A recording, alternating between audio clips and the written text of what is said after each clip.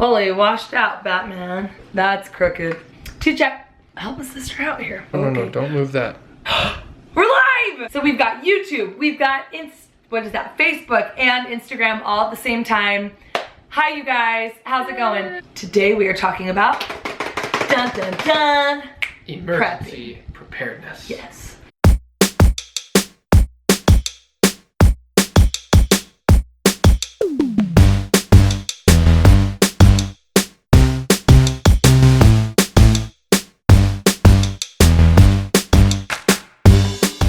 Jordan Page from FunCheaperFree.com and Baba Sa joining me today. Yes, I'm a blogger at FunCheaperFree.com. I've got a fun budgeting program, BudgetBootcamp.com. Use the code YouTube for 10% off. And it started as a summer thing, but we're still going.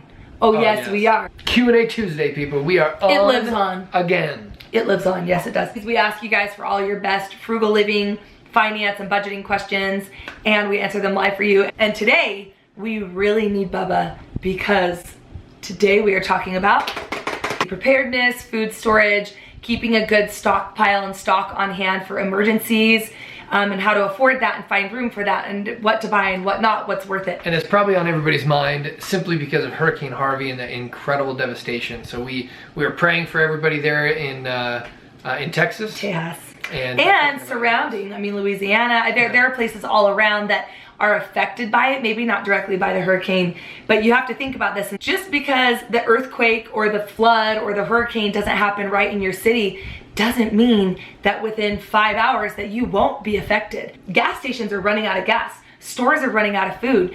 Airports are shut down and freeways are shut down, and there are babies that don't have diapers and diabetics that don't have insulin, and I mean serious things. So it's gonna be a little on the serious side because but we're still gonna have fun. It's gonna be amazing. Hey, and also shout out to all those who are dealing with the fires. There are fires all over in California, here in Utah, even in Idaho.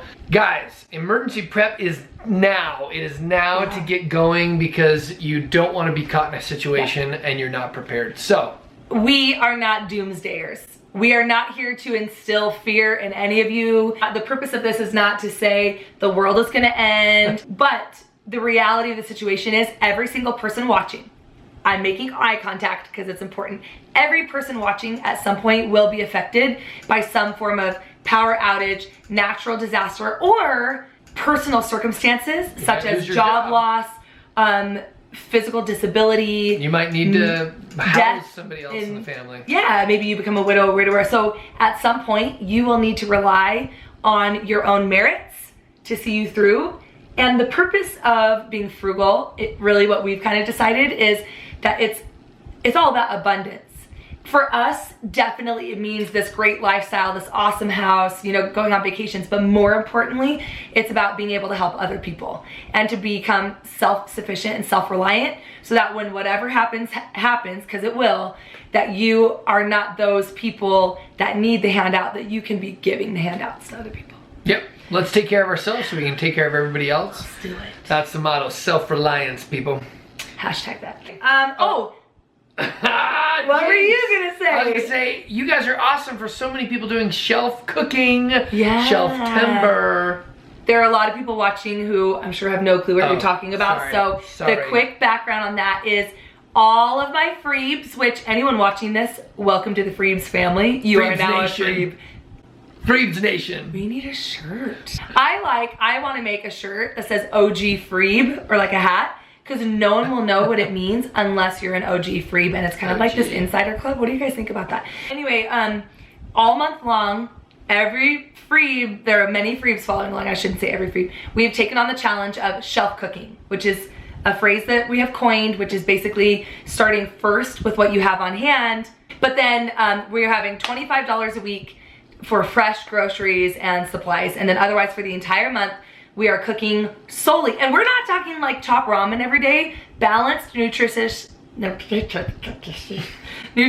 filling meals for $25 a week, and or you can adapt. Some people are doing 50, some people are doing 40. Look at last week's Q&A. Some people are doing 15, yes. FunCheaperFree.com/shelf cooking, all the info. But we personally are donating everything and a little more, that we would have spent on groceries and eating out and different things this month. We're donating straight to the relief fund in Texas. So I encourage a lot of you guys to do that, but hold tight. I've got a really big project up my sleeves that I want you guys in on. So hold those dollars for just a second. I'm working on a really cool fundraising effort that I will announce in the next, like, hopefully day or two. And get ready for next month, Stocktober. Stocktober, which will teach you how to refill and stock up and build that stockpile on a budget. All right. That was a lot of prefacing, but I feel like that was important. Yeah, it was important, and you guys love it because we love you. I'm not reading any comments. I'm so bad at this because I'm trying to keep eye contact. So you need to keep me up on the phone. I'm pulling it up right here. Eye contact. All right, but here I'll be looking at the comments. Gotta keep your ojos open. Let's start with this. Will you just define first what food storage and emergency preparedness means in a quick summary while I look up I have not pre-created this definition. Off the cuff. On the fly, people. On the fly. So how I interpret that question is being prepared for an emergency is having some of the necessities that you would need to survive. And if you have a little extra so that you can be comfortable, even better. And so that could mean food, water, shelter, medicine. Yeah, definitely medicines, maybe cash on hand, something to barter with if that was ever needed, first aid, things like that. And so, you know, we've been counseled, we're Mormons, the Church of Jesus Christ of Latter-day Saints, and they've counseled us to even prepare for an entire year's worth of these items. But they say, hey, just get started with the 72-hour kit. And you guys have probably heard of that. 72-hour kits, the government has 72-hour kits, everybody's got some kind of 72-hour kits. And those are a great way to get started. Costco's got some, and that's, well, actually, that's a good segue. Yeah. So here's our story. Here's how we started with all of this. Is when we were first married, obviously, it was just the two of us. We were in a little townhome with zero storage, okay? Little 2-bedroom townhome. And so emergency preparedness and food storage, A, wasn't really on our radar because it was just the two of us. And B, we just didn't really have the money nor the storage to put much effort into it. So, but we started with at Costco. Oh, by the way, I'm keeping a list of all the things we mentioned, so I will remember to go back and link to them on YouTube. Not squirrel. And on the blog. That was very, yeah. Facebook doesn't give me a whole lot of space, so Facebook, timely. You're gonna need to just go to my blog. So let me open a notepad right now so I don't forget. So Costco buckets is going on there. But Costco has these awesome watertight buckets that we bought. I think we bought 2 72-hour kit buckets. When it was just us. Yeah, and they're like less than $100 a piece. They might even be It comes with things like, you know, you have 72 hours worth of food. Now, like, yeah. I mean, so we're talking survival here, people. Yeah. This is not where you go on a date and like, you're grateful you're not skinning and eating your own snake. Food. Yeah. So you have food. It has like a mess kit. That means like something like a pot and a pan or something to eat with. And then it usually comes with a little flashlight, maybe even a hand crank radio, maybe a poncho. Like a thermal blanket. Yeah. And so there's some of those key necessities in the 72-hour kits. Again, Costco has them for, I think, really inexpensive, and they're fairly good quality. I mean, I will say, I don't think there's any emergency preparedness that is inexpensive. So just take it with a grain of salt that it's like less expensive than other places. Affordable, yeah. So like when we say, oh, it's a good price, or oh, it's cheap, or just know that like, it's not like you're gonna spend $1 and get a year's supply of food. It's a little bit of an investment, but anyway. So Costco, that's how we started, was we had like 3 Costco buckets. We had 2 72-hour kit buckets and 1 bucket that was a year's supply of food for 2 people. Not exactly.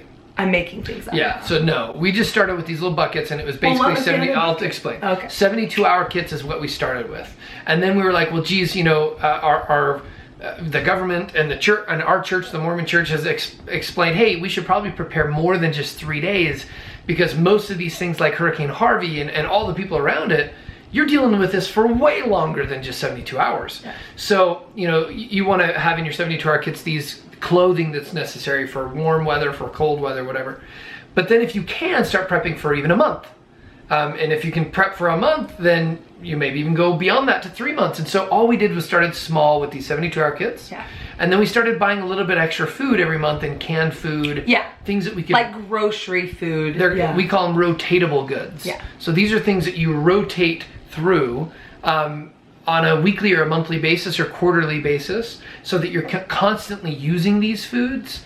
And then when you go to the store, you're rebuying and restocking some of those foods. Those are the rotatable side. So when you're thinking about emergency prep and it's food related, you're thinking of long-term food storage, which a lot of people will look at freeze-dried foods, and then you're looking at short-term or rotatable, and those have an expiration date. Yeah, the canned corn and the bottled water, stuff like that, which you do need to rotate. We bought all this peanut butter, and I'm just realizing that it's gonna expire within a couple of months. So we're gonna be eating a lot of peanut butter over the next few weeks. Time to rotate. Time to rotate. So we started with the buckets, but then babies came along. And with babies come a lot of crap. And we were thinking like, oh my gosh, now that I'm responsible for another human being and keeping them alive, that really puts a lot of weight on your shoulders, where we were like, okay, well, we need diapers. I can't breastfeed for very long, and so my babies would cease to exist without formula, which is a scary thought. If your baby's cold, your baby can get very sick or even die, little basic things that suddenly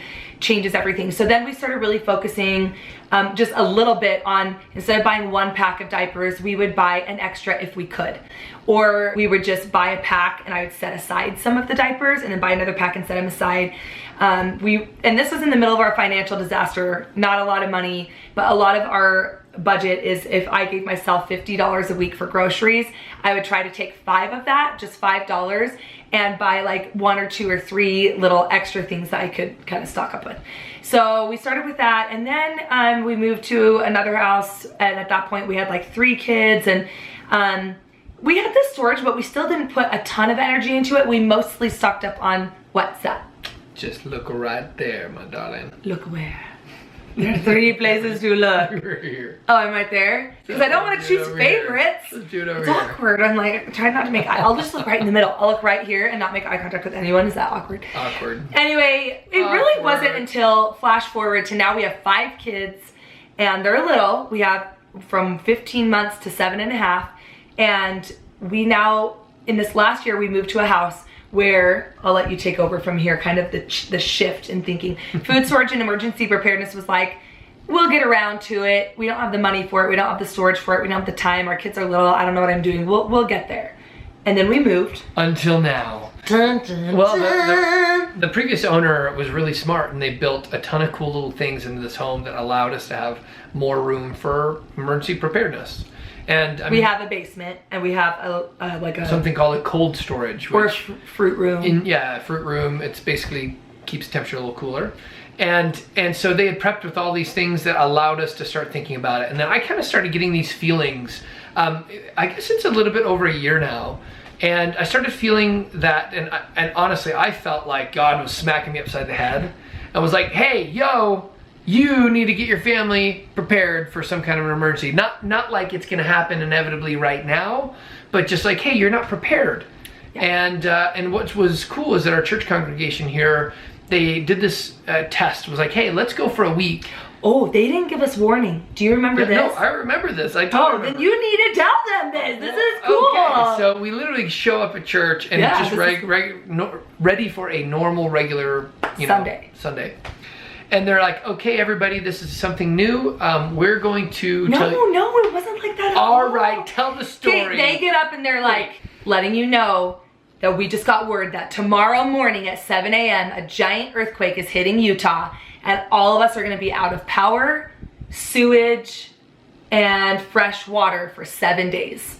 They were like, good luck. Let us know how it goes. And then they took the next 2 hours of church talking to us about what it would be like and how to prepare and how we would, kind of like the emergency plan of our neighborhood. And it was really cool. This was like within a month of us moving into our house, and we had never really thought much about it before. And it really like kind of woke us up. We made it one day, not even a whole day. We couldn't find the candles, couldn't find lighters. It's like, where is this stuff? We just moved in. Where's the candles? Where's the lighters? It was dark at night. Yeah, we were really trying. We couldn't find any flashlights, or we found flashlights but no batteries. Just basic things that they were, I don't know, in the garage or wherever. And anyway, it was really eye-opening. So it allowed us to see, hey, we were not ready, we were not prepared, and it helped us think through some scenarios. I think everyone that's watching anything in the news right now you are probably having some of these feelings too. And I see a lot of the comments where you guys are like, well, geez, we don't really have a big house. We don't have a ton of extra storage. And we don't even have some money to go and buy these things. And that's what we want to share with you guys tonight, is that you don't have to have all this extra space. Yeah. You don't even have to have tons and tons of extra money. You guys can do this and get prepared for you and your family so that you can be self-reliant. And hopefully as you gain a little bit more income or more cash or savings or whatever it is, that you'll have enough not only to help yourselves, but that you can help others. Yeah. I want to finish your story for you because I think you're going to be modest about it. So we started to have these feelings, and then we realized we did this exercise and failed miserably, couldn't even make it 12 hours in this exercise. He thought about it a lot and kind of made a plan, and he came to me and he's like, I want to get our food storage squared away. And I was like, okay, well, give me a list, and next time I'm at the store, I'll pick up some stuff. He's like, no, like, I really want to do it. I'm like, okay, then want me to give you the list? Like, he's like, no, I want to hit it hard and I want to be done and get it done in one shot. And he's like, he listed out, this is how much food we need for rotatable, this is what we need for long term. I've been doing all this research on the flashlights and sleeping bags we need in 72 hours, all this stuff. And it was like a lot of money. And I said, we don't have this kind of money lying around, okay? Maybe you guys are feeling the same way. It would be nice to get it all in one shot, and sure, maybe I'd like some gourmet food storage, but the reality is, like, give me a list and I'll pick some up when I can. And so he said, I just can't shake the feeling that I just, as the man of the house, as the dad, if anything happened to my family, I would take the blame for that. And he's like, I can't put that on my shoulders. Like, I'm having trouble sleeping. He said, I'll figure it out. And lo and behold, he came back to me and he's like, okay, I did the math. I can sell my beloved Facebook stocks over time. He had a little bit of play money, and so he would invest in some stocks. Not just Facebook, Tesla. Facebook, Tesla, LinkedIn. Some of these stocks that Google, were you in Google? Google. That exploded and were doing really well. And he's like, I'm gonna sell my stocks. And they were so fun to play with. They were so fun to play with. And if you know anything about how those stocks are doing right now, it was a really bad time to sell because they've gone really, really well since then. But he's like, I can sell my stocks. We got a great return. We did, but I'm just saying that was a huge sacrifice for you. It was it was. Yes. That's what I'm getting at. And then he's like, and my motorcycle, his beloved, beautiful, awesome motorcycle. If I sell my motorcycle and sell our stocks, I'll have enough. And I was just like, mic drop. That's when she realized I was serious. At that point, as a wife, you can't really argue with that. And I was like, okay, I am fully supportive. That, wow, thank you. Okay, what can I do? Like, what can I do to help? So then, and he did. And he did it, and it took months. We teach our kids that sacrifice brings blessings and obedience brings blessings. Yeah. So it was something, it's hard to do. And I know a lot of you guys are thinking like, why would you sell your motorcycle? That's something you love. But it was something that I knew I didn't actually need. It was more of a want and a fun thing. But emergency prep and food storage, I needed. You know what? I hope I never have to use it. But there is a sense of peace and calm that comes from knowing that that is taken care of. And I sacrificed so that our family could have that peace. Yeah. And you guys can do it too. We made the choice to have a big family, and I feel like with that comes a little bit of responsibility that if something were to happen, I would hate for the pages to be the ones needing the handouts, you know? So anyway, I see some comments like, wow, this is giving me some anxiety. This is really stressing me out. You guys, food storage and preparedness is a very personal thing.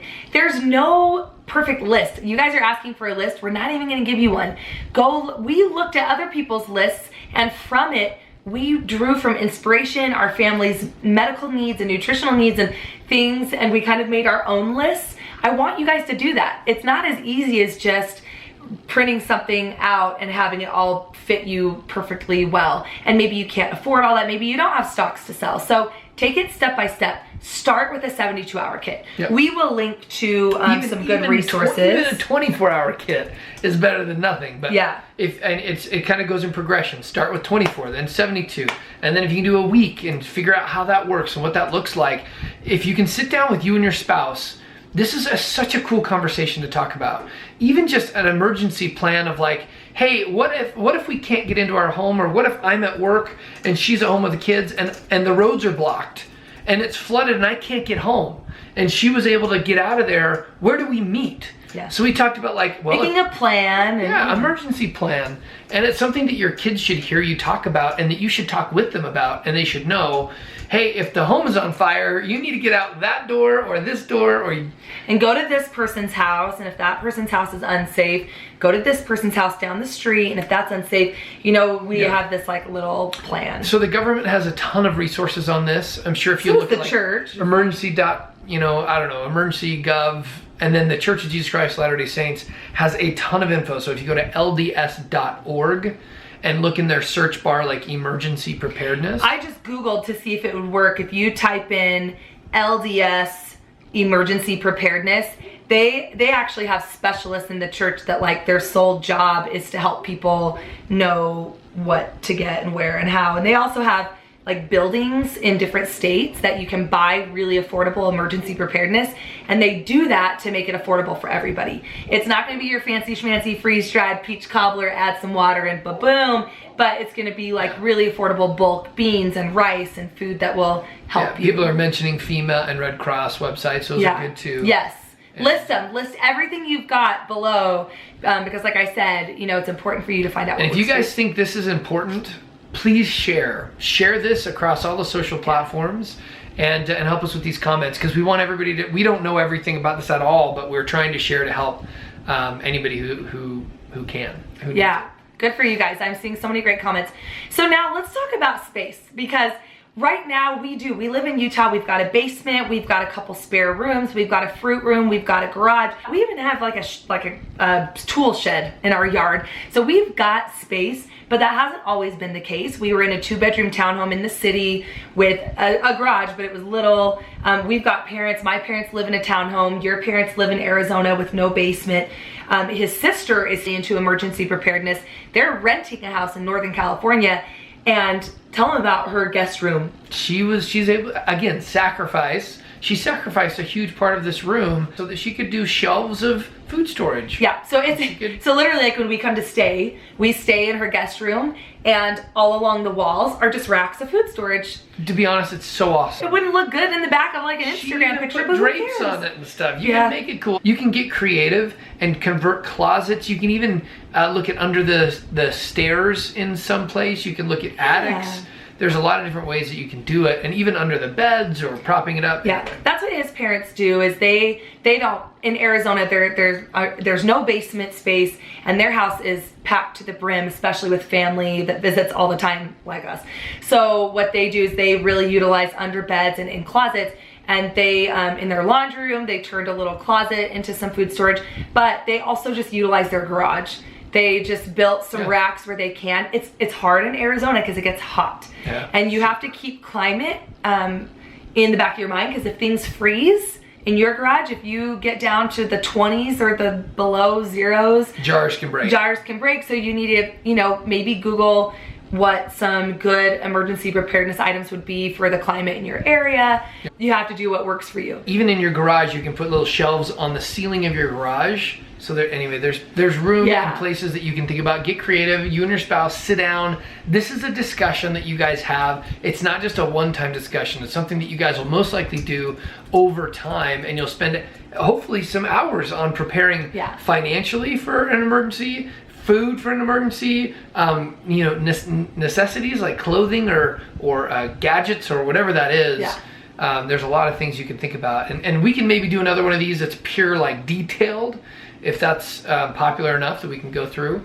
But otherwise, check out the websites we just talked about. So what, oh my gosh, there have been hundreds of comments that we have missed. I literally can't even keep up. So cool that your mother-in-law gave you a 72-hour kit for Christmas. Maybe ask for Christmas a 72-hour kit, and somebody can get you that for Christmas. That's awesome. We actually, so I will say this too. I don't want you to get the impression that we just one day ordered a bunch of stuff online and boom, we were fully prepared. This was months and months and months. And financially years of preparation. Years. So don't feel like if you're not an overnight food storage success, that you're a failure. That's not the case at all. Slow and steady. I saw someone that just said, wow, I've actually never considered food storage before. Thank you for the idea. We're going to start with a 72-hour kit for each person in our family and move up from there. So the most basic thing you could do is get yourself a backpack. They're on Amazon for super inexpensive, but Or a you bucket. want them like sturdy. You don't want like a Shopkins backpack that you put 10 pounds in it and it's gonna fall apart. But you know, you want a backpack. It doesn't have to be a hiking pack. And one for each person in your family. You know, throw some long-term granola bars in there, some food, some water bottles, some socks, whatever. And check out the website because each one of you guys will be in a different state and different needs that you guys have. So this is one thing too. I will let you guys know that we have decided that for our family, we don't feel comfortable showing video and footage of the stuff that we have. So I'm just gonna tell you guys, just because our family comes first, and I feel like once the interweb knows where our storage room is, what's in there, you know, how much ammo we have, stuff that really could, in case of an emergency, could actually become a target. Guns. Bubba loves guns. Guns no good unless you have bullets. You'd like throw it at somebody and like hit him in the forehead with it. So you want to make sure that. But the reality is, we can do a more detailed video. We'll just talk about different things. That's all. That's all. But I saw a few questions of like, will you guys show us what your storage room looks like? And we just don't really. I'm sorry. We love you guys. And honestly, your storage stuff is going to be totally different. We have 5 kids, planning on more kids. People were asking. And so we had to prepare for our family, and we live in Utah, which has harsh winters and hot summers. Everybody's going to be different, so you got to check out your own scenario. And again, sit down and talk about it with your spouse, or talk about it with your parents, talk about it with neighbors. It's a good idea to actually make friends with your neighbors, because for any of you who've ever gone through any type of emergency situation, you and your neighbors are going to bind together and you're going to help each other out. If you don't have a relationship, that might make it a little bit harder. So now's the time. Reach out, start serving one another, and service is one of the greatest ways to create a friendship. Squirrel moment. I saw a post that says, I do not have ducks and they are not in a row. I have squirrels and they are at a rave. Squirrel, squirrel, squirrel. I'm like the queen of squirrels. I was just looking back to see if I could find a couple of questions, because I know we missed so many. Okay, you get Ollie. I do not smoke, but I'm going to buy cigarettes because it will become currency in the zombie apocalypse. So I know that's funny and that's something to joke about, but it's actually something to consider, that basic medicines and more advanced medicines and cigarettes and alcohol, sadly and unfortunately, will become more valuable and more precious than any amount of money. Isn't that interesting? Because those who have become physically dependent on those items will literally do anything to get them, because their bodies are making them feel like, in some cases, they may actually do not own die cigarettes without and alcohol. them. We don't, but I'm just saying that actually might not be a bad idea. There's a lot of things you can think about. Just start with the basics, though. Yeah. Again, start with the basics. You never know. Toilet paper could be the most valuable thing on the planet. Who knows? Yeah. But anyway, just prepare yourself and your family. Start with 72-hour kits. Work to a week. Work to a month if you can. And then heck, if you can go for a full year, do it. I have an idea. I have a bite you guys can chew. So in terms of where to start with the 72-hour kit. From there, let me tell you, we're gonna budget boot camp you for a minute. So as I mentioned at the very beginning, I've got this super fun budgeting program, budgetbootcamp.com. We got out of a lot of debt really quickly, even though I hate math, I'm not good at it, I've never taken a finance class, and we didn't really know what we were doing. We banded together and made it work. And now flash forward like, 10 years pretty much is this process. And now we're living this thriving life while still living frugally minute by minute. So Budget Bootcamp, one of the principles, we teach the 70% rule. So it's hugely important. We just watched Newsies yesterday, so I was like, I'm the king of New York. What's important is that you, Freebs, you must stop spending so much money. And the way to do that is when you get I don't know. Stop spending. There's no way to say it any kinder than that. There's a whole video at Budget Bootcamp about when your paycheck is not enough, I get to do it. Yeah, he did that. By the way, again, use the code YouTube, Facebook, and Instagram for 10% off. And if you don't save at least what you paid for the program, I will refund every dime. I don't even question you on it, because I'm that confident, and we've had Guaranteed. Hardly any returns. It's awesome. So we talk about what to do when you just physically can't live off of less than like 100% of what you make. So once you get to that point, you need to be spending 70% or less. So when you bring home a paycheck and you deposit it into your bank account after taxes and withholdings, you should be spending 70% or less. Now, what do you do with the rest of that money? Do you guys know? Do you remember? So 10% of that we personally have decided to tithe to our church. That is a personal decision. If you do not tithe to your church, boom, maybe there's 10% that you can set aside strictly for emergency preparedness. And then the other 20% should go into savings, which we say split that up, and 10% should go to an emergency savings, 10% should go into like an everyday savings. So like, you know, saving up for Christmas, or, oh, we need a new couch or whatever. So that's where that should allocate to. Now, let's say that you actually have a pretty good savings built up. You already have 6 to 12 months in savings. Maybe you take one of those 10%, boom, set it aside for emergency preparedness. There are ways to do it. Or, hello, Bubba's the king of selling crap. He walks around our house and he's like, a TI-83 calculator? Selling this. Got 50 bucks online. I'm gonna let that sink in for a second. Yeah. High school calculator, sold it, got 50 bucks for it. 50 bucks can buy you a whole lot of emergency stuff. You don't play Wii that often. You can sell something. Yeah, I mean, I'm not telling you to like take the shoes off your feet and sell them, but as you walk around your house, I'm sure there are things that maybe you don't need. And you have plenty. Think about it. Yeah, it's true. So there are where there's a will, there's a way, is what we're trying to say. What if you want to do the budget, but Bubba doesn't? How do you address that? Ooh, I'll let you take that. This is a huge element of one spouse is watching this and they're getting amped and excited about getting on a budget and maybe even emergency preparedness. The other spouse has no idea that you're even excited or interested about it. So how do you get started? How do you address that? But what if they do know, but they're not interested? Either way, it all starts with communication. And I think what happened with Jordan and I, especially about emergency preparedness, was that she realized how serious I was when I was willing to sacrifice. I think that's one of the key pieces, is that if you're willing to sacrifice, they might see how serious you are about this thing. And so, sorry, we have our dog that is now licking all her feet and making all kinds of Oh my gosh, I wish I could show you, but our whole trifecta background would fall down. He's a 120-pound yellow lab, good pup. Poor chubby Ollie. So I think that's the number one first step. If you're willing, what can you sacrifice to prove to your spouse that you are willing? Whether it's going on a budget and you love getting a coffee in the morning or whatever that is, and you're saying, honey, I'm gonna stop getting a coffee in the morning because that's gonna save us $5 every single day. I'm serious about this. That's one way to get them started. Another way to get it started is to come and talk about what your family might need and maybe some goals.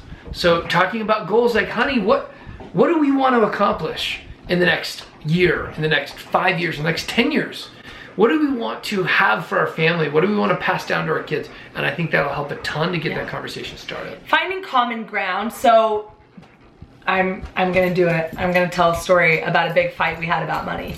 Because we do, we're human. Everybody fights about money. And if you don't, you married a robot. You may want to get that checked. What happened was, finally, after years of grind and scrimping and saving and saying no and this and that, we finally are at the point where we've met our financial goals. Woo!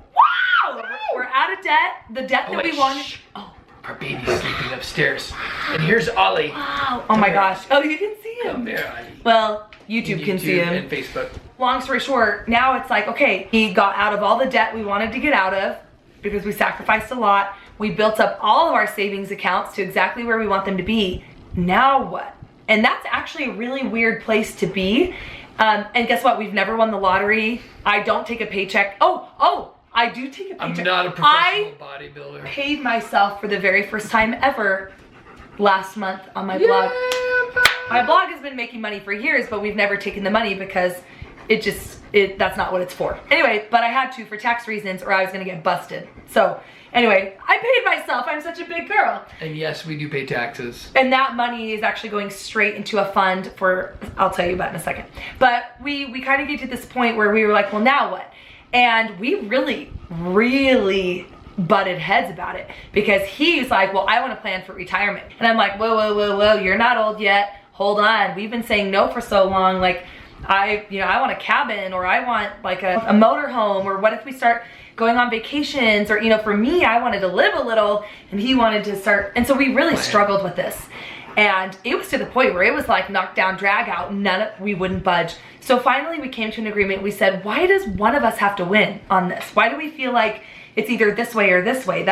It's all good. There's nothing wrong with any of those things. So what we did is we said, okay, let's find a percentage that we feel comfortable with and base your budgets and goals off of percentages, not dollars, because your income can fluctuate and then you have to start all over with those budgets and goals. So we said, okay, we did our numbers and all of our math work. Here's the excess that we have every month that we no longer need to put into whatever it was putting in. So what do we do with it? And so we decided to take a percentage of that, put it into an account for me over here for saving up for, I don't know, I have so many things, but right now the main thing is a cabin, because I really want a cabin for our future generations. And for him, he has an account that he wants to invest with. He wanted to do stocks and stuff, and I thought that was stupid. It's basically like the lottery, it's like gambling, I don't get it. And then a percentage to retirement. So we were covering all the things and we agreed on percentages that we felt really good about, and we all walked away winning. We all walked away winning. So maybe that's something you need to do, is find what is important to your spouse, and maybe it's frivolous, like a cabin that you don't need, or a motorhome that you don't need, Disneyland, whatever. It's all important. There's no such thing as unimportant financial goals. It's just a matter of who is it important to. But of course, I will say this, we'll preface, if you've got debt, I'm so sorry, what you want doesn't matter. It really doesn't. If you've got debt, you gotta pull it on your big girl panties or big boy panties. You gotta suck it up and you gotta pay it off. I'm not gonna talk to you about Disneyland or any of that stuff if you've got debt. We've been there. We were living off of credit cards, student loans, the whole bit. It's okay, just do it. It only took us like 13 months to get out of the biggest credit card debt, and now it's like it's only been 7 years and now we're living this magnificent life. So it seems like forever, but it's not. It takes quite a bit of sacrifice. It takes determination. You can do it. You got to work for it though. Yeah. And it's absolutely worth it. Budget boot camp. I hate to keep going back to that, but I see so many questions that the only thing I can say is I used to do one-on-one consulting and I just can't anymore. I got to put my family first. So I sat down and wrote a program, 27 videos with handouts and plug your numbers in here and it'll pop out your budget there, and it literally will hold your hand from the moment you say what the heck is a budget on up to, okay, now we have excess, what do we do with it, and everything in between. And even like how to cut back on groceries and how to be able to shop at Target and not feel guilty and all these other things. So that's all I can tell you about that. If you guys are on different pages, you gotta find some compromise and you gotta find it quick. You guys, these are amazing questions. We'll probably take some of these and probably hit them up next week as well for Q&A Tuesday.